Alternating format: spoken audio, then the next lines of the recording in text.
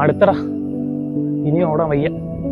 എന്താടാ 4 വർഷമായടാ, ഓഫീസ് വീട് പറഞ്ഞിട്ട് അങ്ങനെ പോകും. കോളേജ് കഴിഞ്ഞപ്പോഴുള്ള മൈൻഡ് സെറ്റ് ഒന്നും അല്ലടാ എനിക്കിപ്പോ. ഒന്നിനോടും ഒരു ഇഷ്ടം തോന്നുന്നില്ലടാ അപ്പോ. പണ്ടൊക്കെ നമ്മൾ വിചാരിക്കില്ലേ, ജോലി കിട്ടി കഴിഞ്ഞിട്ട് വേണം നമുക്ക് ഇഷ്ടമുള്ളതൊക്കെ വാങ്ങണം, നമുക്ക് ഇഷ്ടമുള്ള പോലെ ഇരിക്കണം എന്ന്. എടാ, എന്റെ ചെറിയ ചെറിയ ആവശ്യങ്ങൾക്ക് പോലും എനിക്ക് ചെലവ് ചെയ്യാൻ പേടിയടാ മനു ഇപ്പോ. ശരി, കുഴപ്പമില്ലടാ, നീ അത് വീട് എന്നൊരു നല്ല ദിവസമൊക്കെ ആയിട്ട്. എന്തടാ നല്ല ദിവസം? പിറന്നാളാ? അതൊക്കെ പണ്ട്. ഇപ്പോഴേ അത് വെറും ഒരു ഓർമ്മപ്പെടുത്തലാണ്. നമ്മളെ വയസ്സായിക്കൊണ്ടിരിക്കുന്നതിന്റെയും നമ്മളെ ലൈഫിൽ എവിടെ എത്തിയിട്ടില്ല എന്നുള്ളതിന്റെയും ഇനിയും ഇതൊക്കെ തന്നെ തുടരുന്നുള്ളതിന്റെയും വെറും ഓർമ്മപ്പെടുത്തൽ. നീ അങ്ങനെ ഒന്നും പറയാതടാ. നിനക്ക് പറയൊരു ജോലി എങ്ങനെ എന്റെയൊക്കെ അവസ്ഥയോ?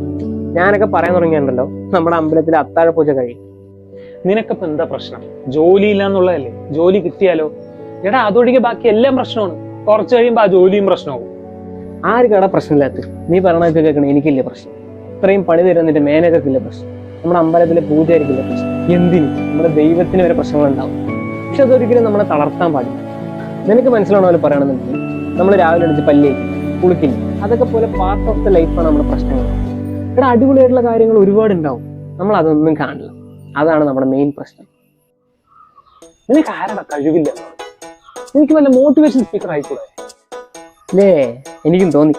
അടുത്തവരിനെ മോട്ടിവേറ്റ് ചെയ്യാനോ അടുത്തവരിനെ ഓക്കെ ആക്കാനോ അവന് പറ്റും. സ്വന്തം കാര്യം വന്ന് എന്താ ചെയ്യും? അപ്പൊ കോൾ ചെയ്യും, ഇവിടെ അമ്പലത്തിനോട് അവിടെ 6 മണിക്ക് മോങ്ങാനുണ്ട് എന്ന് പറഞ്ഞിട്ട്.